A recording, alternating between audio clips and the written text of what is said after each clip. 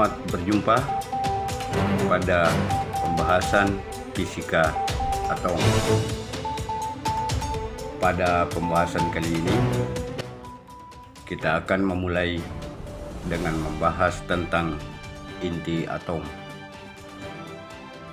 Konsep adanya inti atom pertama kali dinyatakan oleh Rutherford dari hasil serangkaian eksperimennya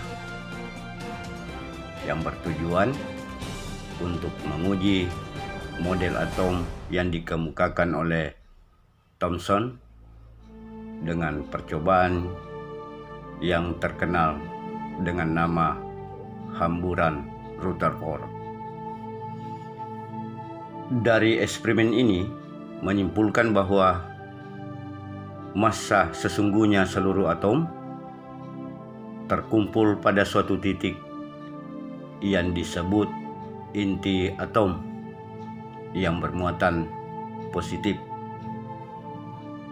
Muatan positif yang terdapat pada inti atom sama dengan jumlah muatan elektron yang bergerak mengelilingi inti.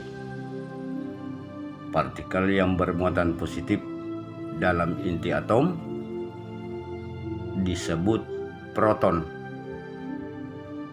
Kemudian ditemukannya neutron oleh James Chadwick yang juga merupakan partikel yang ada di dalam inti atom. Hanya perbedaannya, partikel ini tidak bermuatan atau netral. Dengan demikian, inti atom tersusun oleh dua partikel, yaitu proton dan neutron, di mana proton bermuatan positif, sedangkan neutron tidak bermuatan atau netral. Yang selanjutnya, proton dan neutron ini disebut nukleon atau nuklida.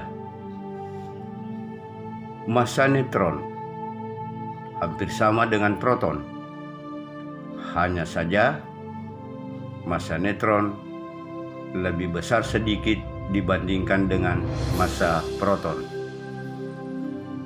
Untuk ukuran inti atom berkisar pada 10⁻⁻15 meter, sehingga massa partikelnya sangat kecil. Satuan massa untuk inti atom dipakai satuan massa atom yang disingkat SMA, di mana 1 SMA sama dengan 1,6604 kali 10⁻⁻27 kilogram, atau 1 SMA didefinisikan sama dengan 1/12 massa atom 6 karbon 12. Inti atom dilambangkan dengan ZAX, dengan X menyatakan nama inti atom, Z menyatakan nomor atom, dan A menyatakan nomor massa atom. Misalnya, inti atom karbon memiliki nomor atom 6, sedangkan nomor massanya 12. Maka lambang untuk atom karbon tersebut dituliskan 6C12. Nomor atom menyatakan jumlah proton, dan nomor inti atom atau jumlah elektron yang mengelilingi inti, dan nomor massa menyatakan jumlah proton dan neutron yang terdapat pada inti atom atau jumlah nukleon. Lebih sederhananya, nomor massa sama dengan jumlah proton sama dengan jumlah neutron, sedangkan nomor atom sama dengan jumlah proton ditambah dengan jumlah neutron di dalam inti. Mengenai gaya ikat inti, telah diketahui bahwa inti atom terdiri atas proton dan neutron.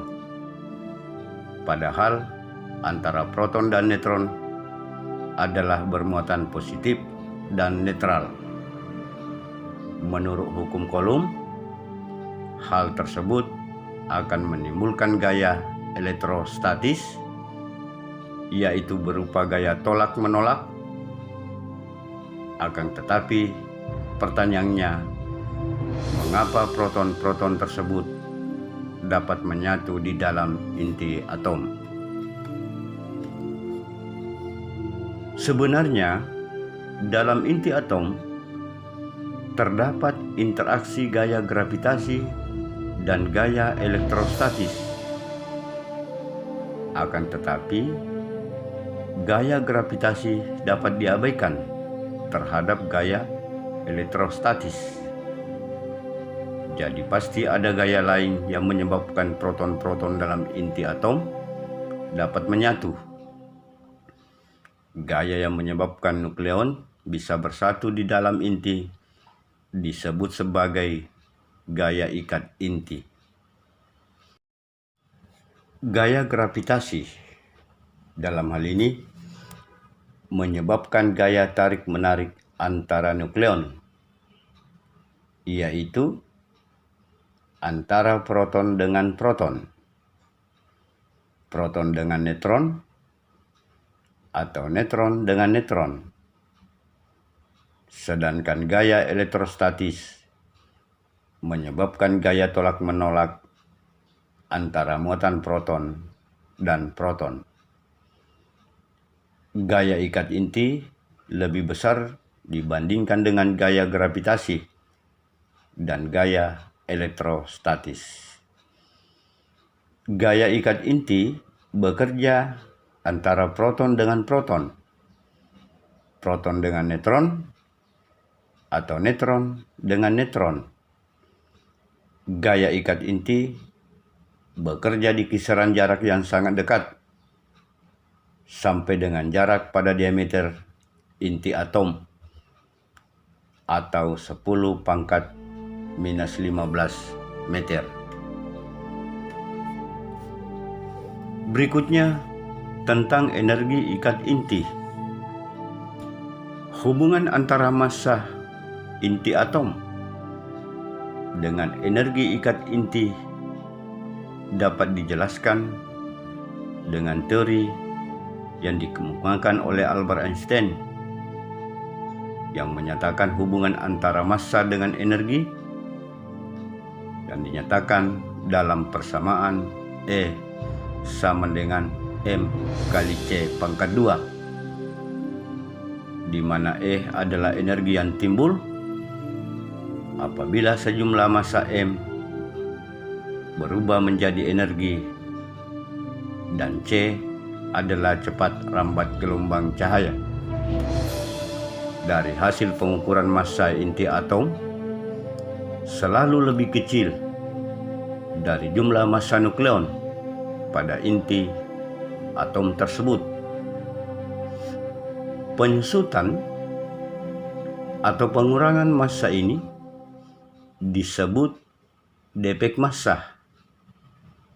Besarnya penyusupan inti akan berubah menjadi energi ikat inti yang menyebabkan nukleon dapat bersatu dalam inti atom. Besarnya energi ikat inti dapat diketahui jika besarnya defek massa inti diketahui, di mana besarnya defek massa dinyatakan dengan selisih antara jumlah massa seluruh nukleon atau massa proton dan neutron dengan massa inti yang terbentuk, yang dapat dinyatakan dengan persamaan delta M sama dengan Z MP ditambah A kurang Z kali Mn dikurang dengan massa inti, di mana delta M itu sama dengan defek massa, MP sama dengan massa proton, Mn massa neutron, Z sama dengan jumlah proton di dalam inti atom, A dikurang Z sama dengan jumlah neutron pada inti atom. Menurut hasil pengukuran yang teliti, jika massa satu SMA berubah menjadi energi setara dengan energi sebesar 931 MeV atau 931 mega elektron volt, atau 1 SMA sama dengan 931 MeV, sehingga besarnya energi ikat inti dapat dinyatakan delta E sama dengan delta M dikali 931 mega elektron volt. Apakah energi ikat inti selalu dapat menggambarkan tingkat kestabilan inti atom? Ternyata jawabannya tidak. Jika inti memiliki jumlah neutron yang banyak, di mana energi ikatnya terlalu banyak atau juga besar, namun belum tentu inti tersebut stabil.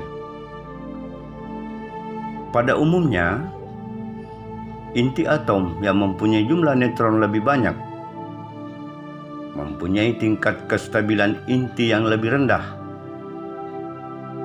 Ada besaran yang mempunyai koreksi atau hubungan dengan tingkat kestabilan inti yang disebut tingkat energi ikat per nukleon, yaitu energi ikat inti dibagi dengan jumlah nukleon pada inti tersebut, yang dinyatakan dengan persamaan energi ikat per nukleon sama dengan delta E per A, dengan A menyatakan nomor massa.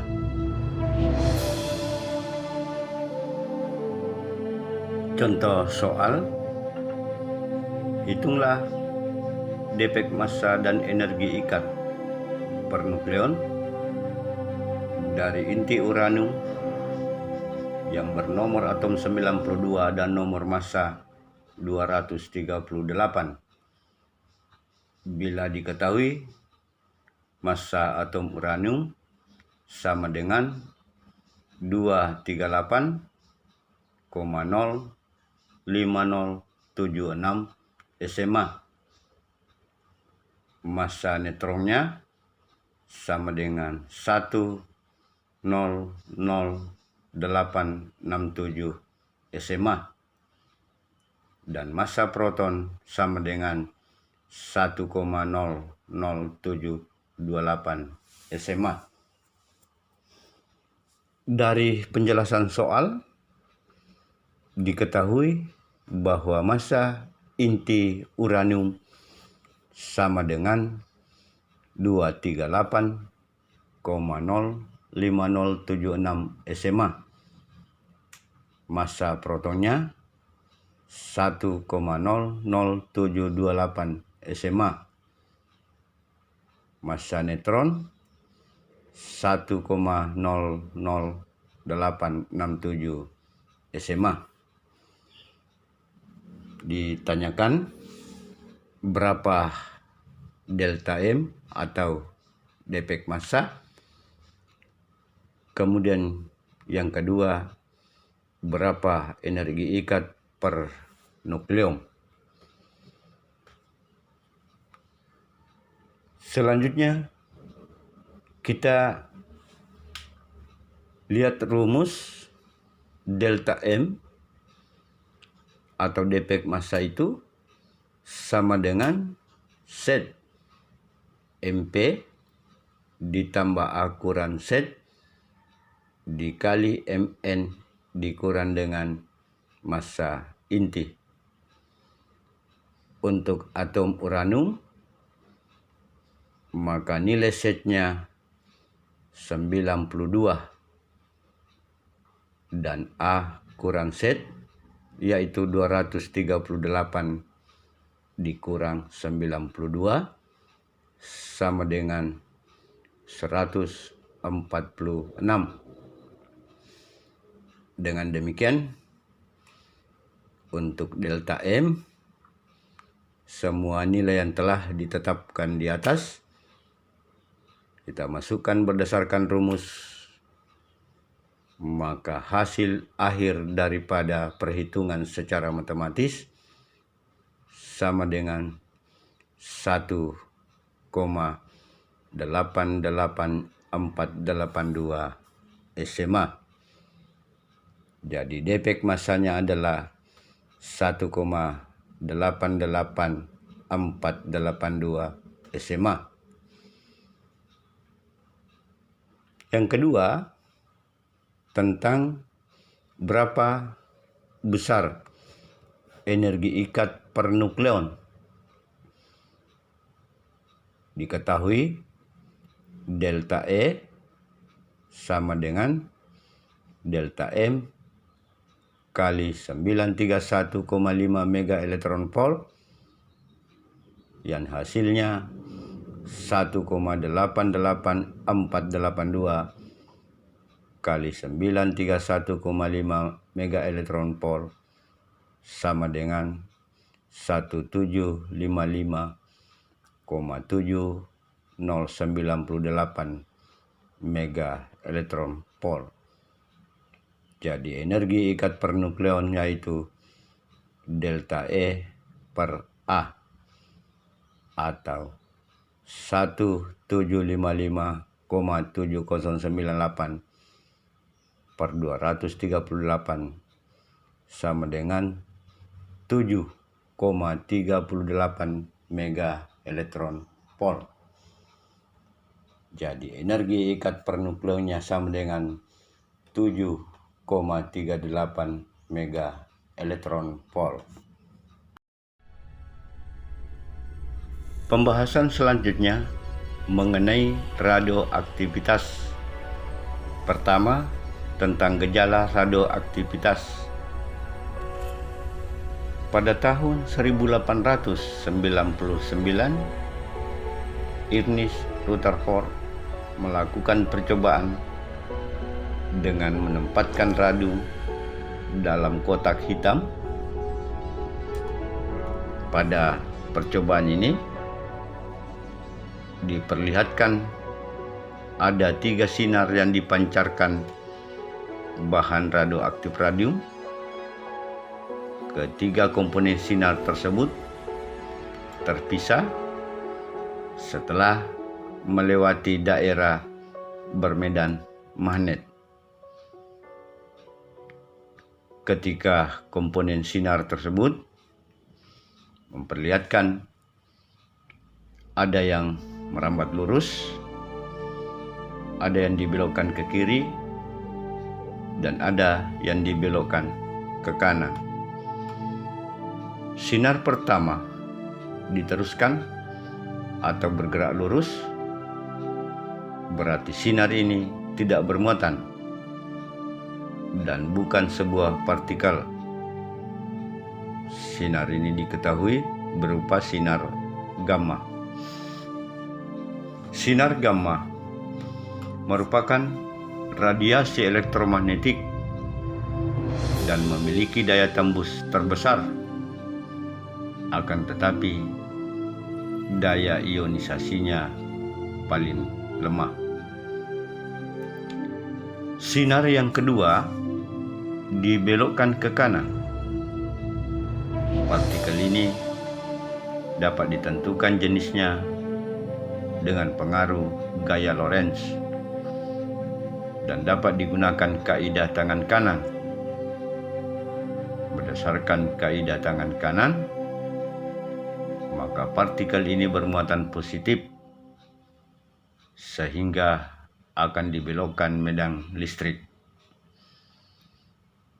Sinar ini ditemukan berupa partikel alfa atau yang kita kenal sebagai sinar alfa.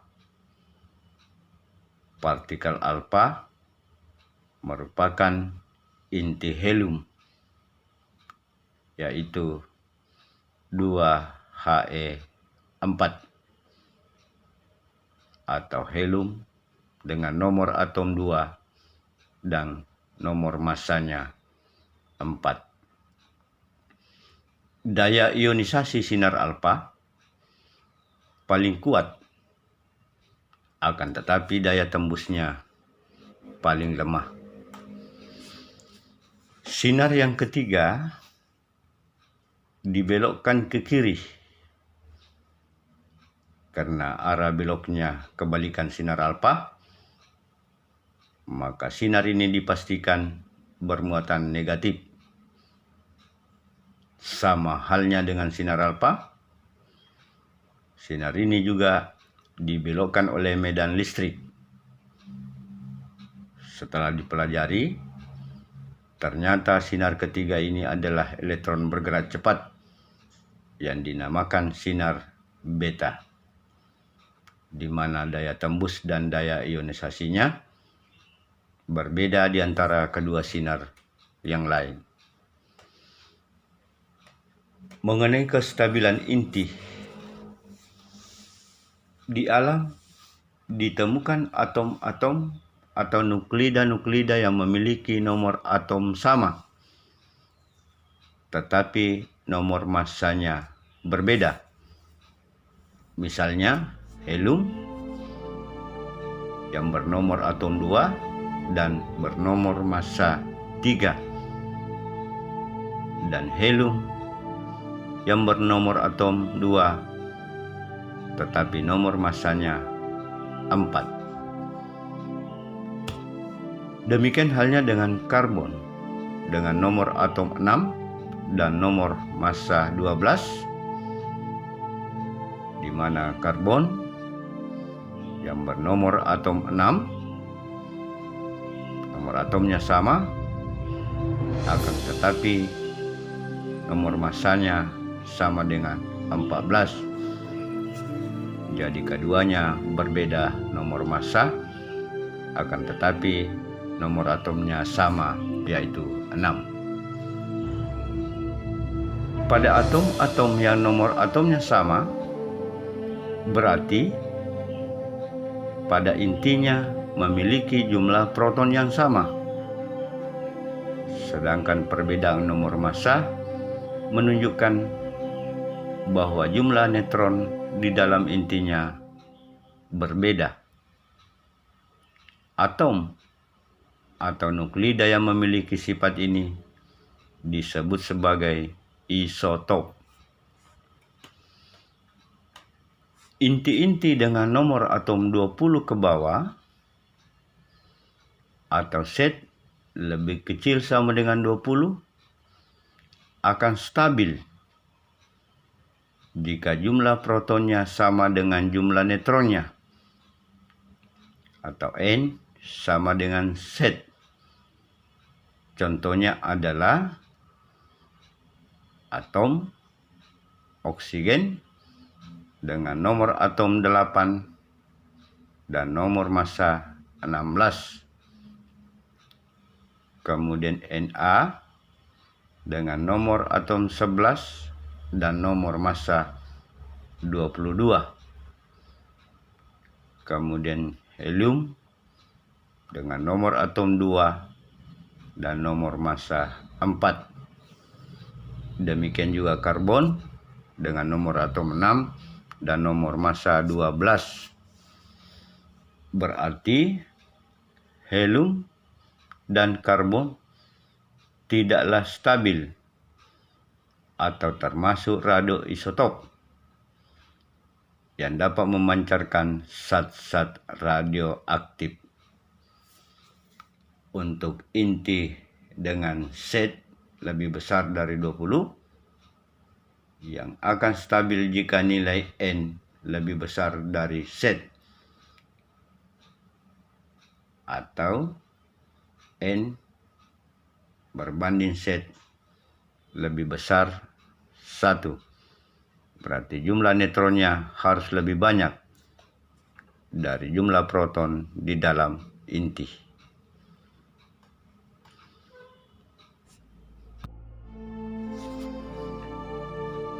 Berikutnya mengenai peluruhan inti. Dari penjelasan sebelumnya, dikatakan bahwa inti-inti yang tidak stabil akan memancarkan zat-zat radioaktif. Misalnya memancarkan sinar alfa.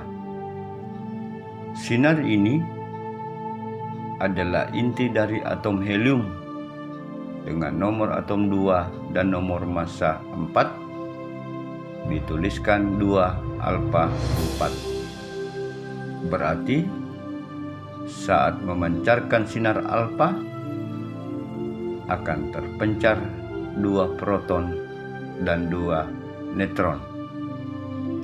Dengan pemancaran ini, maka bahan yang meluruh akan mengalami pengurangan partikel-partikel penyusunnya. Karena sifatnya inilah kemudian peristiwa pemancaran sinar-sinar radioaktif pada bahan radioaktif dinamakan peluruhan.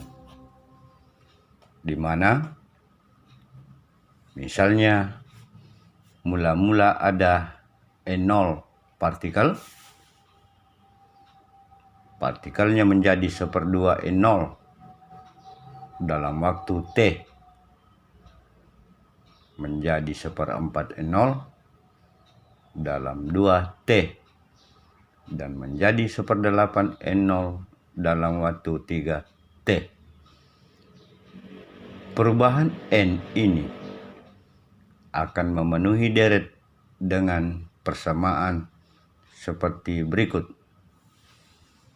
N atau jumlah partikel sisa sama dengan N0 dikali 1/2 pangkat T per T, di mana N jumlah partikel sisa dan N0 jumlah partikel mula-mula, dan T adalah waktu meluruh, di mana T berikutnya disebut sebagai waktu paro.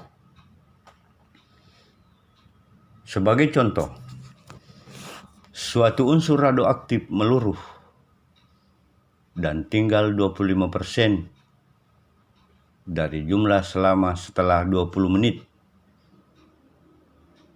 Apabila mula-mula massa unsur tersebut 120 gram, maka setelah setengah jam meluruh, tentukan massa sisa unsur tersebut. Kita identifikasi berdasarkan soal. M0 atau massa zat tersebut sama dengan 120 gram, di mana T1 20 menit dan M1 sama dengan 25% M0 sama dengan 1/4 M0. Pada waktu T2 menjadi 1/2 jam atau 30 menit. Dari nilai M1 dan T1 dapat ditentukan waktu paro unsur tersebut, di mana M1 sama dengan M0 kali 1/2 T1 berbanding T. Sehingga Jika persamaan dikalikan menjadi 1/4 M0, maka M0 dikali dengan 1/2 20 berbanding T. Berarti 20 berbanding T sama dengan 2.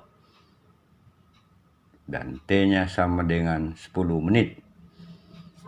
Dari nilai T dapat diperoleh massa sisa setelah T2 sebesar M2 sama dengan M0 dikali 1/2 pangkat T2 berbanding T, atau 1/2 kali 1/2 30 berbanding 10 sama dengan 120 berbanding 8. Jadi yang tersisa tinggal 15 gram.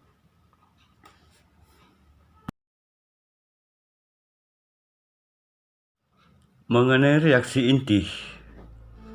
Pengertian reaksi inti. Pada pembahasan sebelumnya, bahwa inti atom dapat memancarkan zat-zat radioaktif sehingga akan membentuk inti baru. Selain itu, ternyata inti juga dapat pecah menjadi 2 inti atau lebih yang hampir sama dan dapat pula bergabung. Peristiwa-peristiwa perubahan inti menjadi inti baru ini dinamakan reaksi inti.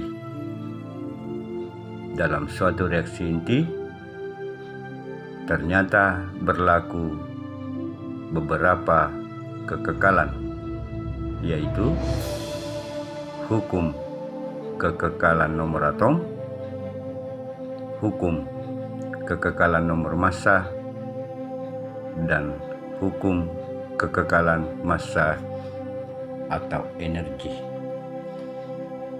Dari penjelasan di atas, maka pada suatu reaksi inti akan memiliki jumlah nomor atom dan nomor massa sebelum dan sesudah reaksi haruslah sama besar. Misalnya contoh, sebuah partikel A ditembakkan pada inti N dengan nomor atom 7 dan nomor massa 14. Jika setelah penembakan sebuah proton dapat dibebaskan, maka inti apakah yang akan terbentuk? Partikel alfa 2 alfa 4 atau nomor atom 2, nomor massanya 4, di mana protonnya 1p1. Jadi reaksi yang terjadi dapat ditulis 2 alfa 4 ditambah 7N14 setelah reaksi menjadi ZXA ditambah dengan 1p1. Jadi nomor atom kekal 2 ditambah 7 atau Z tambah 1, maka dengan sendirinya nilai Z itu sama dengan 8. Nomor massanya kekal 4 ditambah 14 sama dengan A ditambah 1 atau A sama dengan 17. Berarti 8x17 adalah oksigen, di mana O dengan nomor massa 8, nomor atom 8, dan nomor massanya sama dengan 17. Hukum kekekalan massa energi. Dalam suatu reaksi inti, tidak ada yang memenuhi kekekalan massa, begitu pula kekekalan energi. Berarti pada reaksi inti selalu terjadi perubahan massa. Perubahan massa inilah yang diimbangi dengan perubahan energi sesuai kesetaraan massa energi relativistik, sehingga yang lebih tepat dapat dijelaskan bahwa pada reaksi inti terjadi kekekalan massa energi. Jika terjadi penambahan massa, maka reaksinya membutuhkan energi. Begitu pula saat terjadi kehilangan massa, maka reaksinya akan menghasilkan energi. Dua reaksi di atas merupakan salah satu kemungkinan reaksi yang terjadi. Banyak kemungkinan lain yang bisa terjadi, misalnya H dengan nomor atom 1 dan nomor massa 2 bereaksi lagi dengan H dengan nomor atom 1 dan nomor massa 1. Hal penting yang perlu diperhatikan pada reaksi itu adalah timbulnya energi. Kesetaraan massa dan energi reaksi sesuai persamaan E sama dengan delta M dikali 931,5 mega elektron volt. Demikian pembahasan kali ini. Semoga bermanfaat dan selamat beraktivitas. Assalamualaikum warahmatullahi wabarakatuh.